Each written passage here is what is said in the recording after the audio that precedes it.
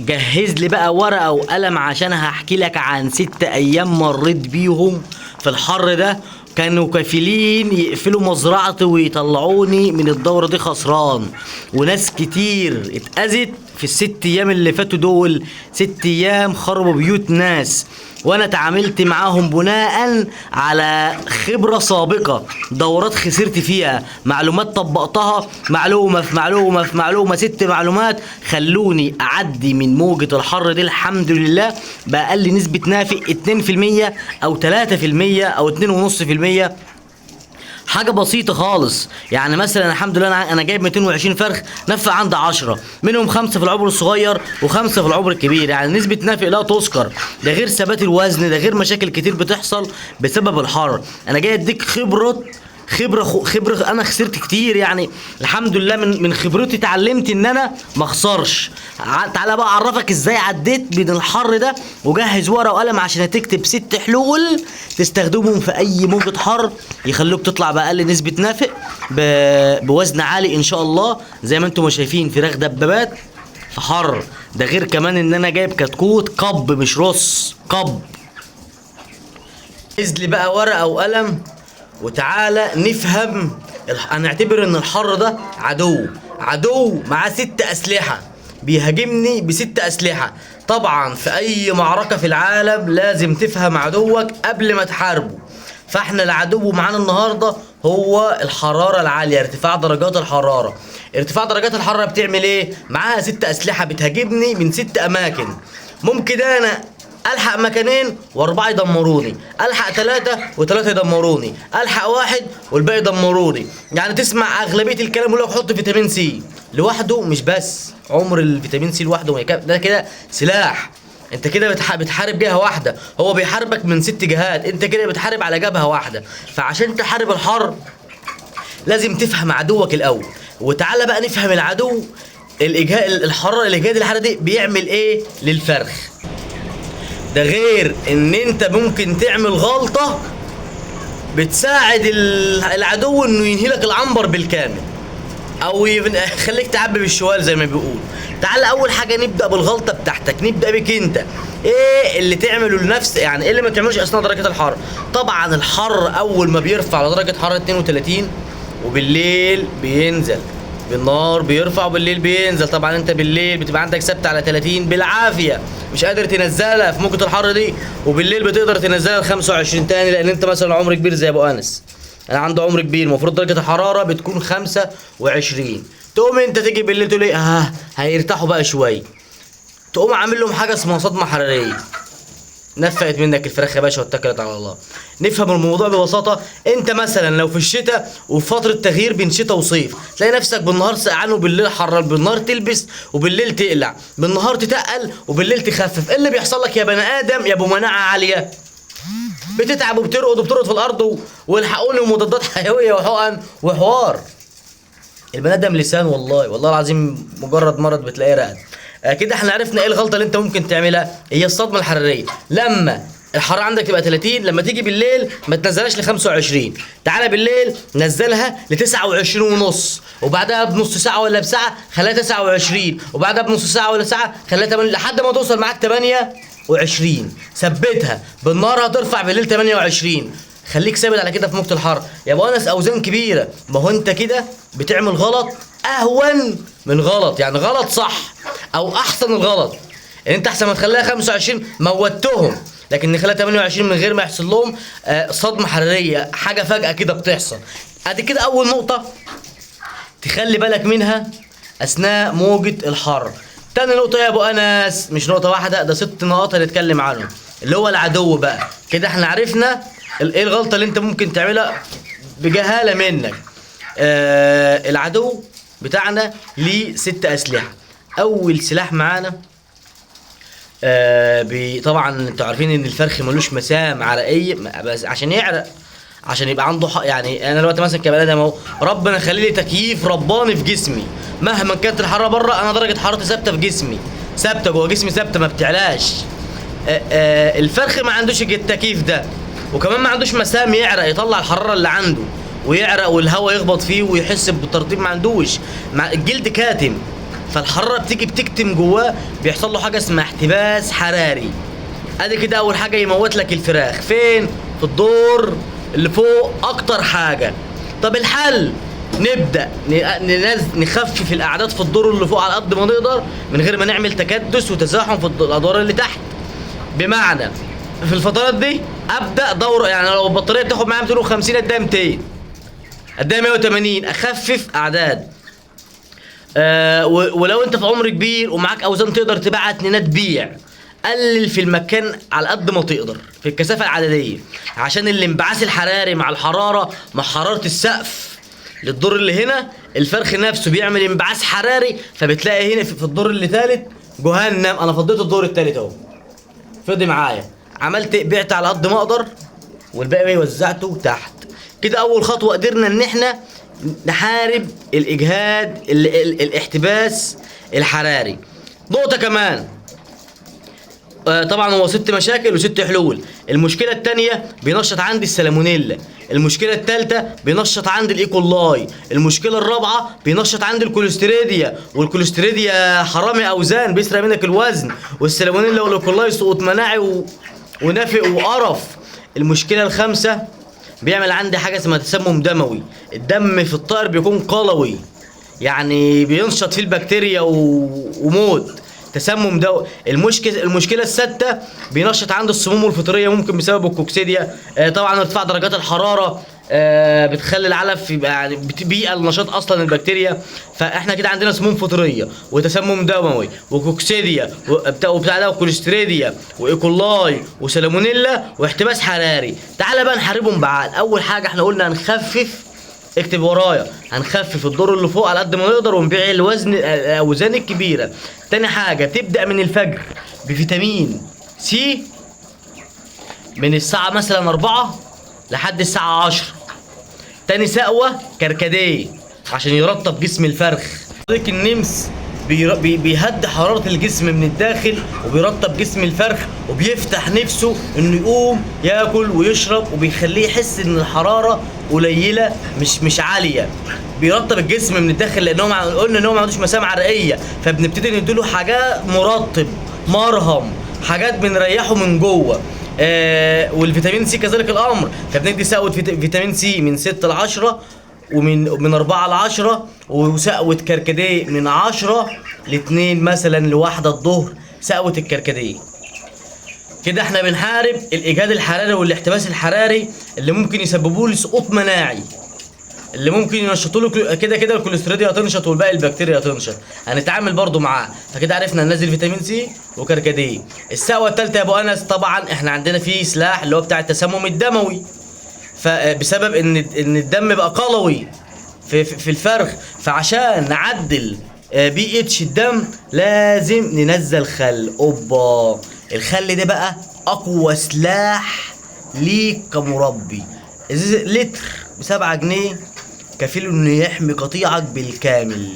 3 سنتي على اللتر يعدل لك بي اتش الدم ويخلي لك الدم مش قلوي، عشان يقلل من نشاط البكتيريا في الدم. الفايده الثانيه بيثبط من نمو البكتيريا. كمان لو نزلته بنسبه، يعني لو عندك جهاز بي اتش وخليت الميه حمضيه، يعني خليت درجه الحموضه في الميه 4.5، ولا يبقى عندك سالمونيلا ولا ايكولاي ولا كوليستريديا، لان الثلاثه بكتيريا دول ما بيعرفوش يعيشوا في الوسط الحمضي، مش مكانهم، فبيموتوا. فانت بتنزل 3 سم بتعمل لهم عمليه تظبيط وقتل برضه. 3 سم ممكن ان شاء الله الدوره الجايه اجيب جهاز البي اتش واعرف لكم الجرعه الصح من خل الطعام او خل التفاح اللي بتخلي درجه بي اتش الميه 4.5، عمله هنعرفها للناس. فطبعا لما بننزل 3 سم بنعمل تظبيط للثلاثه بكتيريا، الكوليستريديا اللي بتسرق الاوزان، سالمونيلا والايكولاي اللي سقوط مناعي ونافق وقرف. السقوه الثالثه قلنا ان هي ايه؟ خل بنسبه كام؟ 3 سم على اللتر لمده 6 ساعات. لو عندك مشاكل تنفسيه حاده قويه خليك في 1.5 سم، لان العطس والكح والفرخ عمال يحشرج عنده زي التهاب في القصبه الهوائيه، فما ينفعش تنزل له ميه حمضيه هتزود الطينه بله زي ما بيقولوا. فخليك في 1.5 سم على الهادي احسن من ما فيش. كده احنا عرفنا نحارب السالمونيلا والايكولاي والكوليستريديا والتسمم الدموي والاحتباس الحراري والسقوط المناعي. فاضل لنا بقى ايه؟ السموم الفطريه. طبعا انا عندي منتج اوريه لكم، ما عندناش سير، اخبي عليكم ليه؟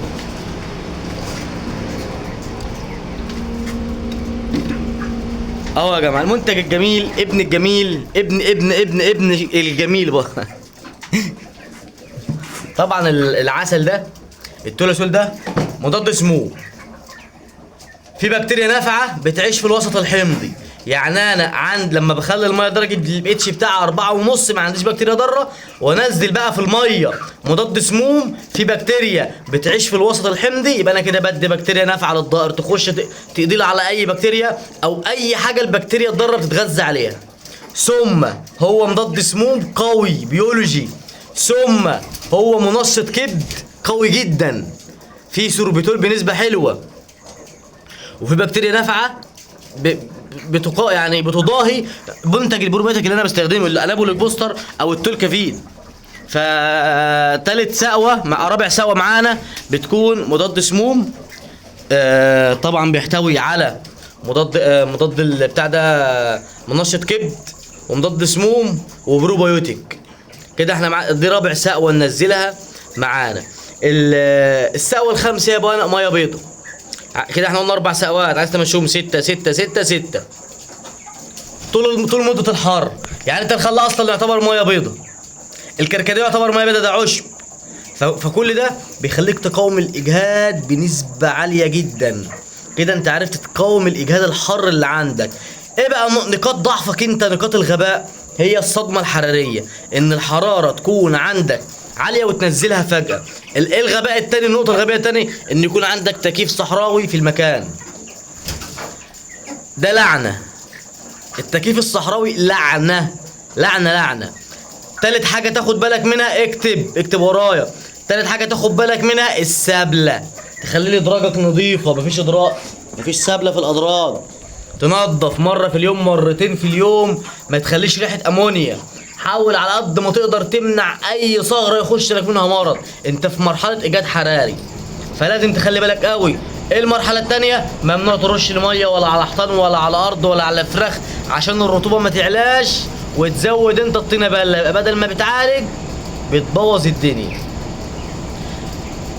خامس حاجه معانا، تعمل لي اظلام ساعتين بالليل او 3 ساعات، تهدي الفرخ يهدى ينام في هدوء، ياخد راحته في الجو وتفتح النور، هتلاقي سحب معاك اكل، لانه في الحر ما بيسحبش اكل. وتطفي برضو النور من الساعه من فتره اللي هي الحر، من الساعه 1 للساعه 3 اطفي له النور في الفتره دي. الفرخ هيبقى، وطبعا قبل ان تكون منزله سقوه، هيقوم يشرب الميه الجميله اللي انت منزله، سواء خل سواء كركديه سواء ايا كان اللي انت منزله، هيقوم يشرب بكميه وهو عطشان. انت كده كده طفيت في وقت الحر، الفرخ منه ارتاح شويه وهدي، وقام هيشرب منك بالعبيط وياخد كفاءه عاليه. كمان جعان هيسحب علف. كده انت يا باشا ماشي على القلم، على الخط زي ما قال الكتاب، ماشي مستقيم. كل الحاجات دي بقى انا جمعتها مبنيه على خساره. يعني حصل مره يعني خسرت كتير عشان اجمع المعلومات دي، كل مره اخسر اعرف انا خسرت بسبب ايه اللي خلاني وقعت، ايه اللي ضربني، ابتدي اعالجها بسبب كذا، علاجها ايه؟ فيتامين سي، بسبب كذا علاجها ايه؟ كركديه. التسمم دموي بسبب كذا علاجها ايه؟ خل. البكتيريا نشطت عندي في الحر، علاجها وانا عمال احط في ربع مناعه واحط في ربع مناعه والبكتيريا توقعها، واحط في ربع مناعه وفي الاخر بينفق مني. علاجها ايه؟ لا احط خل، حاجه بسيطه خالص رخيصه بجنيه وربع، احط خل ينزل يظبط لي البكتيريا دي. اصبر، انت بتعملي ايه؟ مش كفايه الحر، انت ايه اللي جابك؟ فكل الخساره اللي خسرتها ربنا يعوض، والحمد لله عوض وهيعوض. عرفنا ايه الحل، فالحمد لله. الدوره الوحيده اللي عرفنا، انا قصدت ان انا انزل الدوره دي. يعني كل مره كنت اخسر في دورات الصيف، كنت مرضاش اربي، قلت بعد كده مش هربي في دورات الصيف، قلت لا هربي، هجمع كل الغلطات واعرفها واربي، وربيت والحمد لله طلعنا باقل نسبه نافق، والحمد لله طلعنا اوزان. مش هضحك عليك واقول لك 2.5 و2 و3 كيلو والجو ده، لا انا بدات اطلع في الاوزان الاتنينات وال52 وال200 من الدور من الادوار اللي تحت، لان الدور ده والدور ده هو اللي كان محمل معايا اوزان. ده كان واقع خالص، فبدات اطلع اوزان من الدور ده والدور ده، واخد من الدور ده واحطه واقسم على الدورين اللي تحت. دورتي النهارده اليوم ال 36 35 تاكيد. اوزان اللي عمال اطلعها كانت 2 و100 و52. جيت النهارده بقى طلعت اوزان 2 ونص و2 300 و2 200. اوريك اهو لحظه.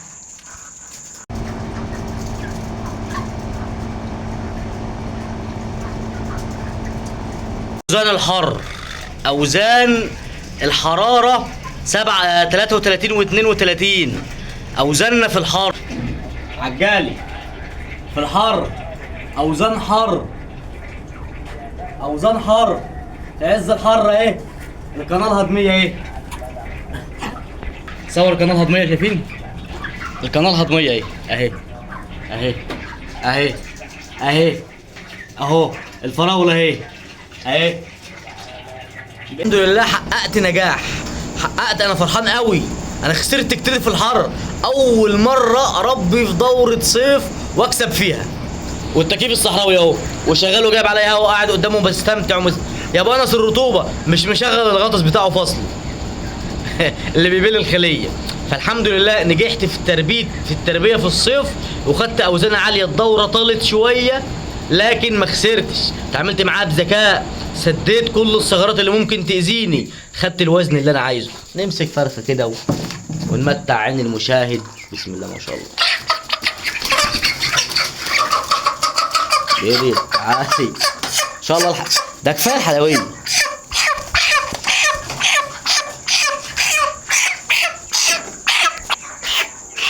ادي القناه الهضميه، شايفين القناه الهضميه اهي، شايفين القناه الهضميه. الفرخ بدا يسحب، شايفين؟ الله اكبر، ما شاء الله. شايفين الصدر؟ الله اكبر ما شاء الله. انا اول مره احقق. شايفين القناه؟ كفايه القناه الهضميه. القناه الهضميه دي بسبب ايه يا ابو انس؟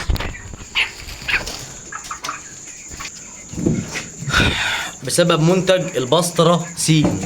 دي الماده الفعاله بتاعته، عشان محدش يعني لو حد بعيد. المنتج عموما مع باشمهندس مصطفى اسمه بسطرافين. بسطرافين ده مضاد حيوي قوي للكوليستيريديا. الجرام منه بيتحط على 5 لتر، قوي ملوش فتره سحب. كمان بيعزز الفلورا المعويه، مش بيموتها. كمان بيسحب معاه، بيفتح شهيه الطائر للاكل. ده استخدمته اثناء فترات الحر، كانت سقوه كده 4 ساعات خطف. بدله عشان الكوليستيريديا اللي عندي، بساعد مع الخل اقتل الكوليستيريديا واثبط واقتل وانزل مضاد سموم. في بكتيريا نافعه ادخل بكتيريا نافعه جيوش تخش تقضي لي عليها بذكاء. الفكره كلها ذكاء. فالمنتج بصراحه يعني كان بيخلي الفرخ يسحب كلب اكل، تك تك تك تك ينقع. بص كده تك تك، سامع صوت النقر في العلافات. فهات المنتج اسمه الماده الفعاله بتاعته اسمها بسطره سين. المنتج اللي احنا بنستخدمه اسمه بسطرافين، مع باشمهندس مصطفى شريكي في المحل اللي احنا فتحناه بنبيعه. اللهم صل على محمد. ما شاء الله. الله قدامنا يومين يعني بكره باذن الله اطلع، يعني لان انا لسه عندي نص شكاره علف او ربع شكاره ايه، هخلصها وهنطلع وهوريكم احلى دراسه جدوى صادقه في الحر. والسلام عليكم ورحمه الله وبركاته.